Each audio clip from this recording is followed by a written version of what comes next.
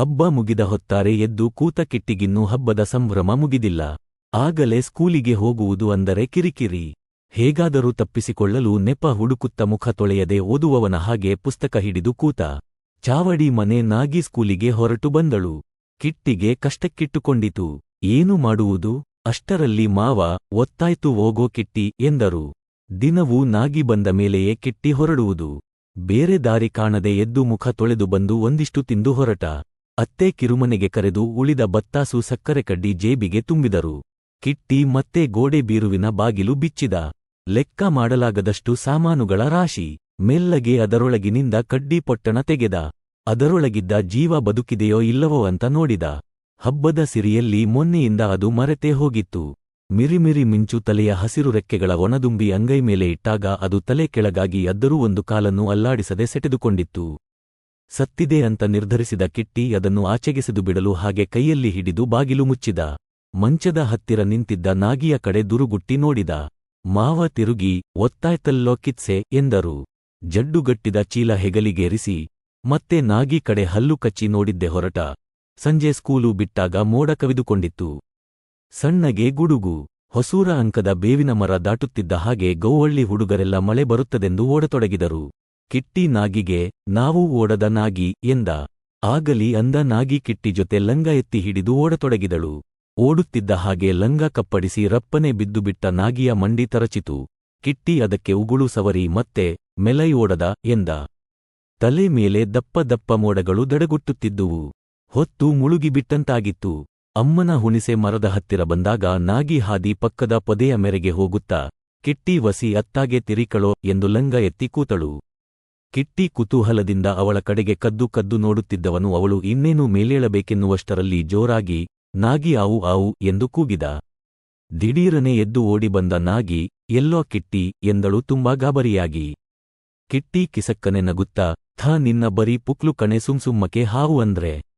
ಅಯ್ಯೋ ಇಸ್ಸಿ ಎಂದು ನಾಗಿಯ ಒದ್ದೆಯಾಗಿ ಬಿಟ್ಟಿದ್ದ ಲಂಗದ ಕಡೆ ನೋಡುತ್ತಾ ನಗತೊಡಗಿದ. ನಾಗಿಗೆ ನಾಚಿಕೆ ಕೋಪ ಒಟ್ಟಿಗೆ ಆಗಿ ಅತ್ತು ಬಿಡುವಂತಾಯಿತು. ಮುಖ ಬಿಗಿದುಕೊಂಡು ಮಾತಾಡದೆ ಹೊರಟಳು. ಕಿಟ್ಟಿಗೆ ನೆನ್ನೆ ರಾತ್ರಿ ಉಚ್ಚೆ ಮಾಡಿಕೊಂಡು ಬಿಟ್ಟಿದ್ದು ದಡಕ್ಕನೆ ನೆನಪಾಯಿತು. ಕೂಡು ರಸ್ತೆ ಮುಗಿದು ಕೋಟೆ. ಮೈಸೂರು ರಸ್ತೆ ಬಂದಾಗ ಇಷ್ಟು ದಿನದ ಹಾಗೆ ಮೈಸೂರು ಕಡೆಯಿಂದ ಕೋಟೆಗೆ ಹೋಗುವ ಸಂಜೆ ಬಸ್ಸನ್ನು ನೋಡಲು ಸಂತೆಮಾಳದ ಹತ್ತಿರ ಕಾಯಲಿಲ್ಲ. ತಲೆ ಮೇಲೆ ದಪ್ಪ ದಪ್ಪ ಮೋಡಗಳು ಬಡಿದಾಡತೊಡಗಿದ್ದವು.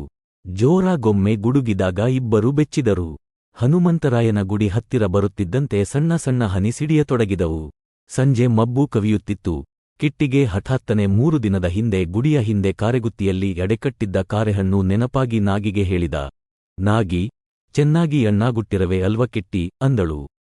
ಮಳೆ ಹನಿ ಸಿಡಿಯುವುದು ಕಂಡು ಕಿಟ್ಟಿ, ನಾಳಿಕೆ ತಕ್ಕಳದ ನಾಗಿ, ಮಳೆ ಬಂದುತ್ತದೆ ಎಂದ. ನಾಗಿ ಒಪ್ಪಲಿಲ್ಲ. ಅಯ್ಯೋ ಮಳೆ ಬಂದ್ರೆ ಕೊಳ್ಕೊಂಡೋದ್ರೆ ಅಂದಾಗ ಕಿಟ್ಟಿಗೆ ಅವತ್ತೊಂದು ದಿನ ಹಾಗೆ ಆಗಿದ್ದು ನೆನಪಾಗಿ ಗುಡಿ ಹಿಂದೆ ನಡೆದ. ಯಾವ ಗುತ್ತಿ ಅಂತ ಬೇಗ ಗೊತ್ತಾಗಲಿಲ್ಲ. ಹುಡುಕಾಡುತ್ತ ಹಾಗೆ ಹಳ್ಳದ ಕಡೆ ಲಕ್ಕಿಗಿಡಗಳು ಅಲ್ಲಾಡುವುದು ಕಂಡ. ಮೊಲಗಿಲ ಇರಬೇಕೆಂದು ಮೆಲ್ಲಗೆ ನಾಗಿಗೆ ಮಾತಾಡಬೇಡ ಅಂತ ಹೇಳಿ ನೀರು ಕೊರೆದು ಕೊರಕಲಾಗಿ ಅಲ್ಲಲ್ಲಿ ಮರಳು ರಾಶಿ ಹಾಕಿದ್ದ ಹಳ್ಳಕ್ಕೆ ಇಳಿದು ಬಗ್ಗಿ ನೋಡಿದ. ಮಾತಾಡದೆ ನೋಡುತ್ತಲೇ ನಿಂತಿದ್ದ ಕಿಟ್ಟಿಯನ್ನು ನಾಗಿ ಕುತೂಹಲದಿಂದ ನೋಡತೊಡಗಿದಳು. ಕಿಟ್ಟಿಗೆ ದೆವ್ವವಿರಬೇಕೆಂದು ಒಂದು ಕ್ಷಣ ರೋಮಗಳೆಲ್ಲ ನೆಟ್ಟಗೆ ನಿಂತವು. ಮೊನ್ನೆ ಸಂಜೆ ಇಲ್ಲೇ ಎಲ್ಲೋ ಆ ಮಂತ್ರದವನು ಪೂಜೆ ಹಾಕಿದ್ದು. ದಿಟ್ಟಿಸಿ ನೋಡಿದ. ಯಾರೋ ಮಲಗಿದ್ದರು. ನಾಗಿ ತಡೆಯದೆ ಜೋರಾಗಿ, ಕಿಟ್ಟಿ ಏನೋ ಅದು ಅಂದು ಬಿಟ್ಟಳು. ಮಲಗಿದ್ದವರು ಬಟ್ಟೆ ಸರಿಪಡಿಸಿಕೊಳ್ಳುತ್ತಾ ದಡದಡ ಎದ್ದರು. ಕಿಟ್ಟಿ ಅಲ್ಲಿಂದ ಚಂಗನೆ ನೆಗೆದು ನಾಗಿಯ ಕೈಹಿಡಿದು ಎಳೆದುಕೊಂಡು ಓಡುತ್ತಾ, ಥಾಯಿಸ್ಪಿ ಎಂದಾಗ ನಾಗಿಗೆ ಏನಂತ ಅರ್ಥವಾಗದೆ, ಏನೋ ಕಿಟ್ಟೆ ಅಂದಳು. ತೋಪಿನ ಹತ್ತಿರ ಬಂದಾಗ ಕತ್ತಲೆ ಆಗಿಬಿಟ್ಟಂತಾಗಿತ್ತು. ನಾಗಿ ಕಾಟ ತಡೆಯಲಾಗದೆ ಕಿಟ್ಟಿ, ಅದು ಗುಡಿ ಅಯ್ಯೋರಿಲ್ವ ನಾಗಿ, ಅವು ಒಲೇರ ಕಾಳಿ ಜೊತೆ ಬಟ್ಟೆನೆಲ್ಲ ಬಿಚ್ಚಾಕಿ ಮಲಗಿದ್ರು ಕಣೆ ಎಂದು ನಗತೊಡಗಿದ. ನಾಗಿಗೆ ತುಂಬ ವಿಚಿತ್ರವೆನಿಸಿ, ಅಂಗ್ಯಾಕೋ ಮಲಗಿದ್ರು ಕಿಟ್ಟೆ ಎಂದಳು. ಥಾ ನಿನ್ನ ಅಂತನ್ನೆಲ್ಲ ಕೇಳಬ್ಯಾಡ್ಡು ಕಣೆ ಅಂದ. ಹನಿ ದಪ್ಪನಾಗಿ ಸಿಡಿಯತೊಡಗಿದವು. ಸಿಡಿದ ಹನಿಗೆ ಮುಖ ಒಡ್ಡುವುದೆಂದರೆ ತುಂಬ ಸುಖ. ಪಟಪಟ ಸಿಡಿಯುತ್ತಿದ್ದ ಹನಿ ಜೋರಾಗಿ ಸಿಡಿಯತೊಡಗಿದವು. ಓಣಿ ತಿರುವಿಗೆ ಬಂದು ತಿರುಗಿ ನೋಡಿದರು. ಯಾರೂ ಬರುವ ಹಾಗೆ ಕಾಣಲಿಲ್ಲ. ಬಟ್ಟೆ ಒದ್ದೆಯಾದವು. ದೊಡ್ಡನಸೆ ಕಾಡಿನ ಕಡೆಯಿಂದ ಬಂದು ಸೇರಿಕೊಳ್ಳುವ ಓಣಿಯಲ್ಲಿ ತಮ್ಮ ಹಟ್ಟಿದ್ಯಾವ ಆಡು ಮೇಯಿಸಿಕೊಂಡು ಹೋಗುತ್ತಿದ್ದುದನ್ನು ನೋಡಿ ನಾಗಿ ಅವನ ಜೊತೆ ಓಡಿದಳು. ಕಿಟ್ಟಿಯು ಸ್ವಲ್ಪ ದೂರ ಆಡಿನ ಹಿಂದೆ ನಡೆದು ಓಣಿಯ ಕಂಡಿಯೊಳಗಿನ ದಾರಿ ಹಿಡಿದ. ಊರಿಂದ ಬೇರೆಯಾಗಿ ಗುಡ್ಡದ ಬೆನ್ನಿಗಿದ್ದ ತಮ್ಮ ಹಟ್ಟಿಗೆ ಓಡತೊಡಗಿದ. ಹಟ್ಟಿಗೆ ಬಂದಾಗ ಕಿಟ್ಟಿ ಪೂರಾ ಒದ್ದೆಯಾಗಿಬಿಟ್ಟಿದ್ದ. ಚೆನ್ನಾಗಿ ತಲೆ ಒರೆಸಿದ ಅತ್ತೆ ಒಲೆ ಮುಂದೆ ಕೂರಿಸಿ ರೊಟ್ಟಿಗಿಷ್ಟು ತುಪ್ಪ ಹಾಕಿ ಕೊಟ್ಟಾಗ ತಿನ್ನುತ್ತಿದ್ದ ಕಿಟ್ಟಿಗೆ ಈ ಕೂಡಲೇ ಗುಡಿ ಹಿಂದೆ ಕಂಡಿದ್ದ ಸೋಜಿಗ ಹೇಳಿ ಬಿಡುವ ಅವಸರ. ಹಿಂದಲ ಹಟ್ಟಿಯಲ್ಲಿ ಲೋಂಪಿ ಹಸ ಕರೆದುಕೊಳ್ಳಲು ಕೂಗಿಕೊಳ್ಳುತ್ತಿದ್ದ. ಅತ್ತೆ ಹಸು ಕರೆಯಲು ಹೊರಟರು. ರೊಟ್ಟಿ ಅರ್ಧ ತಿಂದು ತುಪ್ಪ ತೀರಲು ಅಲ್ಲೇ ಇಟ್ಟು ಹೊರಗೆ ಬಂದ. ಹಟ್ಟಿ ಬಾಗಿಲ ಸಮೀಪ ಗಾಡಿ ಎತ್ತು ಕಟ್ಟಲು ಇದ್ದ ಕೊಟ್ಟಿಗೆ ಮೂಲೆಯಲ್ಲಿ ಬೆಂಕಿ ಹಾಕಿಕೊಂಡು ಕೂಲಿಗೆ ಬಂದಿದ್ದ ಆಳುಗಳೆಲ್ಲ ಬೆಂಕಿ ಕಾಯುತ್ತಾ ಕೂತಿದ್ದರು. ಮಾವ ಹಜಾರದ ಮಂಚದ ಮೇಲೆ ಕಂಬಳಿ ಹೊದ್ದು ನಾಳೆ ಕೆಲಸದ ವಿಷಯ ಆಳುಗಳಿಗೆ ಹೇಳುತ್ತಿದ್ದರು. ಮಾವ ಕಾಣದ ಹಾಗೆ ಮೆಲ್ಲಗೆ ಕೊಟ್ಟಿಗೆಗೆ ಜಿಗಿದ. ಕಿಟ್ಟಿ ಬೇಗ ಗುಡಿ ಹಿಂದೆ ಕಂಡಿದ್ದನ್ನು ಅವರಿಗೂ ಹೇಳಿಬಿಡಬೇಕೆಂದು ಬಂದು ನಿಂತ. ದಿನವೂ ಕಾಡಿಗೆ ಆಡು ದನ ಕಾಯಲು ಹೋಗಿ ಬರುವ ಆಳುಗಳು ಏನಾದರೊಂದು ಕತೆ ಹೇಳುತ್ತಲೇ ಇದ್ದರು. ಮೈಯೆಲ್ಲ ಕಿವಿಯಾಗಿ ಕೂತು ಕೇಳುತ್ತಿದ್ದ ಕಿಟ್ಟಿಗೀಗ ತಾನು ಕಂಡಿದ್ದನ್ನು ಹೇಳಬೇಕೆನ್ನಿಸಿತ್ತು. ಬೊಬ್ಬರಿಸಿ ಕರಿಯ ನಂಜ ಇನ್ನೂ ಯಾರ್ಯಾರೋ ಕಿಟ್ಟಿ ಬಂದು ನಿಂತದ್ದು ಕಂಡು ಅವನಿಗೂ ಬೆಂಕಿ ಕಾಯಲು ಜಾಗ ಬಿಟ್ಟರು. ಎಲ್ಲರ ಬಟ್ಟೆಯೂ ಒದ್ದೆಯಾಗಿಬಿಟ್ಟಿದ್ದವು. ಅವರೆಲ್ಲ ಬೆಂಕಿಯಲ್ಲಿ ಒಣಗಿಸಿಕೊಳ್ಳುತ್ತಾ ಏನೇನೋ ಮಾತಾಡುತ್ತಿದ್ದರು. ಮೊಣ್ಣ ಬೂದಿಯೊಳಗೆ ಕಾಲು ಚಾಚಿ ಪಿಳಿಪಿಳಿ ನೋಡುತ್ತಾ ಬಿದ್ದಿತ್ತು. ಕಿಟ್ಟಿ ಬಂದ ತಕ್ಷಣ ಅವನ ತುಪ್ಪದ ಕೈವಾಸನೆಗೆ ಎದ್ದು ನಿಂತು ಅವನ ಕೈನೆಕ್ಕತೊಡಗಿತು. ಕಿಟ್ಟಿ ಮೆಲ್ಲಗೆ ಮಾತು ತೆಗೆದು ಕಂಡಿದ್ದನ್ನು ಹೇಳಿಬಿಟ್ಟ. ಎಲ್ಲರೂ ಗೊಳ್ಳನೆ ನಕ್ಕೂ ಬಿಟ್ಟರು. ಪೆಚ್ಚಾಗಿ ನಿಂತ ಕಿಟ್ಟಿ, ಮಾವ ಏನ್ಲಾ ಅದು ಎಂದರು. ಯಾರೊಬ್ಬರೂ ಬಾಯಿ ಎರಡು ಮಾಡದೆ ಕೂತೇ ಇದ್ದರು. ಕಡೆಗೆ ಮಾವನ ಕೂಡ ತುಂಬ ಸಲಿಗೆಯಿದ್ದ ಹೊಲೇರ ಕರಿಯ ಜೋರಾಗಿ ತಾನು ಹೇಳಿದ್ದನ್ನು ಹೇಳಿಬಿಟ್ಟಾಗ ಕಿಟ್ಟಿಗೆ ಮಾವ ಏನು ಮಾಡಿಬಿಡುತ್ತಾರೋ ಅಂತ ಭಯವಾಯಿತು. ಮಾವ ಕರೆದೇ ಬಿಟ್ಟರು. ಬಾಯಿ ಒಣಗಿತ್ತು. ಮತ್ತೆ ಕರೆದರು. ಹೋಗದಿದ್ದರೆ ಇನ್ನು ಎಲ್ಲಿ ಅಂದುಕೊಂಡು ಭಯದಿಂದ ಹತ್ತಿರ ಹೋಗಿ ನಿಂತಾಗ ಕಪಾಳಕ್ಕೊಂದು ಬಿಗಿದರು. ಕಿಟ್ಟಿ ಕಿರುಚಿಕೊಂಡ. ಹಸು ಕರೆಯುವುದು ಬಿಟ್ಟು ಬಂದ ಅತ್ತೆ ಕೋಣೆಗೆ ಕರೆದೊಯ್ಯುತ್ತಾ ಏನು ಮಾಡಿದ್ಯೋ ಎಂದರು. ಕಿಟ್ಟಿ ಬರಿದೆ ಬಿಕ್ಕುತ್ತ ಕೂತ. ಹೊರಗೆ ಬಂದ ಆಳುಗಳನ್ನೆಲ್ಲ ಕೇಳಿದರು. ಯಾರೂ ತುಟಿಪಿಟಕ್ಕೆನ್ನಲಿಲ್ಲ. ಒಳಗೆ ಬಂದು ಅರ್ಧ ತಿಂದು ಬಿಟ್ಟಿದ ರೊಟ್ಟಿಗೆ ಇನ್ನಷ್ಟು ತುಪ್ಪ ಹಾಕಿ ಕೇಳಿದಾಗ ನಡೆದದ್ದು ಹೇಳಿದ.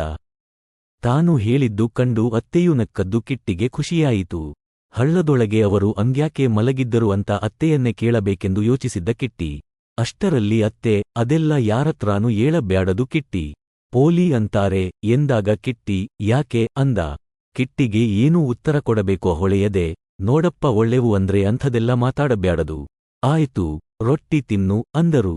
ಕಿಟ್ಟಿ ಇವರೆಲ್ಲ ಯಾಕೆ ತಾನಿನ್ನೂ ಚಿಕ್ಕವನು ಅಂತ ಏನೂ ಹೇಳಲ್ಲ ಅಂತ ಯೋಚಿಸಿ ಬೇಗ ಬೆಳೆದು ದೊಡ್ಡವನಾಗಿ ಬಿಟ್ಟರೆ ಎಷ್ಟು ಮಜವಾಗಿರುತ್ತದೆ ಅಂತ ದೊಡ್ಡವನಾಗುವುದನ್ನೇ ಬಯಸುತ್ತಾ ರೊಟ್ಟಿ ತಿನ್ನದೆ ತುಪ್ಪ ನೆಕ್ಕತೊಡಗಿದ. ಸಿವರಾಡುತ್ತಿದ್ದ ಮಳೆ ಹನಿ ನಿಂತಿತ್ತು. ಕೊಟ್ಟಿಗೆ ಬೆಂಕಿಯೂ ಕುಂದುತ್ತ ಬಂದು ಅಲ್ಲಿ ಮೊಣ್ಣ ಒಂದೇ ಮೈಮೇಲೆ ಬಂದು ಕೂರುತ್ತಿದ್ದ ರೆಕ್ಕೆ ಬಂದ ಗೆಜ್ಜಲು ಹುಳುಗಳನ್ನು ಗಬಕ್ಕನೆ ಹಿಡಿದು ನುಂಗುತ್ತಿತ್ತು. ಹಜಾರದ ತೊಲೆಗೆ ಕಟ್ಟಿದ್ದ ಲಾಟಿನ ಬೆಳಕು ಅಂಗಳ ಕೊಟ್ಟಿಗೆವರೆಗೂ ಮಂದವಾಗಿ ಚೆಲ್ಲಿತ್ತು. ಆಳುಗಳೆಲ್ಲ ಊಟಕ್ಕೆ ಕೂತರು. ಅತ್ತೆ ಒಬ್ಬರೇ ಎಲ್ಲರಿಗೂ ಇಕ್ಕಬೇಕು. ಮಾವ ಉಂಡು ಸಣ್ಣ ಲ್ಯಾಂಪನ್ನು ಮಂಚದ ಮೇಲಿಟ್ಟುಕೊಂಡು ಲೆಕ್ಕ ಬರೆಯುತ್ತಿದ್ದುದರಿಂದ ಓದುವುದು ತಪ್ಪಿತೆಂದು ಕಿಟ್ಟಿ ಖುಷಿಯಾದ. ಮೆಲ್ಲಗೆ ಹೋಗಿ ಗೋಡೆ ಬೀರುವಿನ ಬಾಗಿಲು ತೆರೆದ. ಸದ್ದಾಗದಂತೆ ಗೆಜ್ಜುಗಗಳನ್ನೆಲ್ಲ ಎಣಿಸಿದ.